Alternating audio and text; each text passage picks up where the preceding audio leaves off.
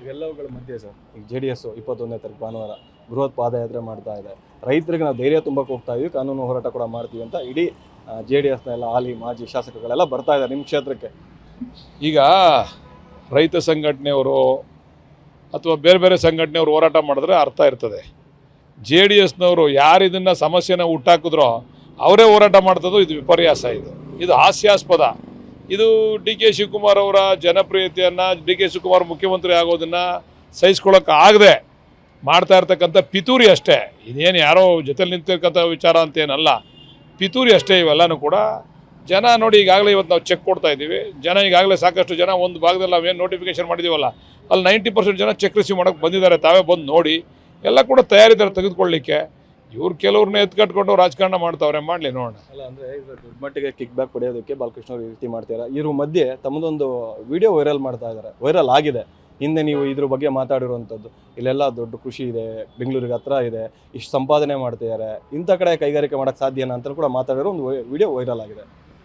ನಾವು ಅದೇ ಮನಸ್ಥಿತಿಯಲ್ಲಿ ಇದ್ದೋ.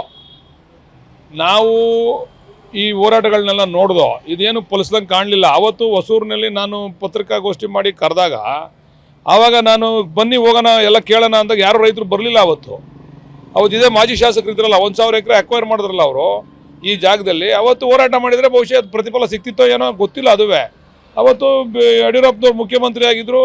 ಯಡಿಯೂರಪ್ಪನವ್ರು ನನ್ನೇ ಕರೆದು ವಿಜೇಂದ್ರ ಅವ್ರ ಜೊತೆ ಮಾತಾಡಿಸಿ ಮತ್ತು ರುದ್ರೇಶ್ ಅವ್ರ ಜೊತೆ ಮಾತಾಡಿ ಇದನ್ನು ಬೇರೆ ನಾನು ಯಾವುದೋ ಒಂದು ಏರೋನಾಟಿಕಲ್ ಅಂದರೆ ಏರೋಪ್ಲೇನ್ಗೆ ಸಂಬಂಧಪಟ್ಟಂಥ ಘಟಕಗಳನ್ನು ಓಪನ್ ಮಾಡಲಿಕ್ಕೆ, ಆ ಮೆಷಿನರಿ ಘಟಕಗಳನ್ನ ಓಪನ್ ಮಾಡಲಿಕ್ಕೆ ನೀನು ನೋಡಪ್ಪ 6000 ಎಕರೆ ಕೊಡಬೇಕು ಅಂತ ತೀರ್ಮಾನ ಮಾಡಿದ್ದೀನಿ ಅಂತ ನನಗೆ ಆ ಮಾಡಲ್ ಗೀಡಲ್ಲೆಲ್ಲ ತೋರಿಸಿದ್ರು ಅವತ್ತು. ಆವಾಗ ರೈತರು ಕೂಡ ನನಗೆ ಸ್ಪಂದಿಸ್ತಿಲ್ಲ.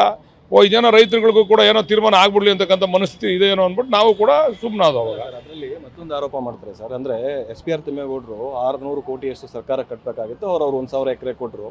ಬಾಲಕೃಷ್ಣ ಅವರು ಅವಾಗ ಅಮೌಂಟ್ ಪಡೆಯೋದಕ್ಕೆ, ಕಿಕ್ ಬ್ಯಾಕ್ ಪಡೆಯೋದಕ್ಕೆ ಯಡಿಯೂರಪ್ಪನ ಹತ್ರ ಹೋದ್ರು, ಇವರಿಗೆ ಎದುರಿಸೋದಕ್ಕೆ ಅನ್ನೋಂಥದ್ದು ಕೂಡ ಹೇಳ್ತಾರೆ. ಯಾರು ಈ ಮಾತು ಹೇಳಿದ್ರು ಅವರು ನಮ್ಮ ಚಾಮುಂಡೇಶ್ವರಿ ದೇವಸ್ಥಾನ ಹತ್ರ ಬರಬೇಕು, ನಾನು ಕೂಡ ಬರ್ತೀನಿ. ಬಾಲಕೃಷ್ಣ ಯಾವತ್ತೂ ಜೀವನದಲ್ಲಿ ರೈತರ ಪರನೇ ವಿನ ಕಿಕ್ ಬ್ಯಾಕ್ ಅವ್ರ ಪರ ಇಲ್ಲ. ಕಿಕ್ ಬ್ಯಾಕ್ ಏನಿದ್ರು ಕೂಡ ಅದು ಯಾರು ಮಾತಾಡೋರಲ್ಲ, ಯಾರು ಮಾತಾಡೋದು ಅದನ್ನು?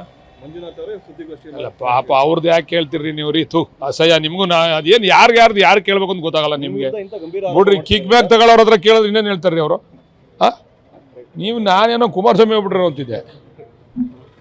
ಇದಿಷ್ಟು ಕೂಡ ಶಾಸಕರಂತ ಬಾಲಕೃಷ್ಣ ಅವರ ಮಾತುಗಳು. ಕ್ಯಾಮರಾ ಪರ್ಸನ್ ಸಂದೀಪ್ ಜೊತೆ ಪ್ರಶಾಂತ್, TV9 ರಾಮನಗರ.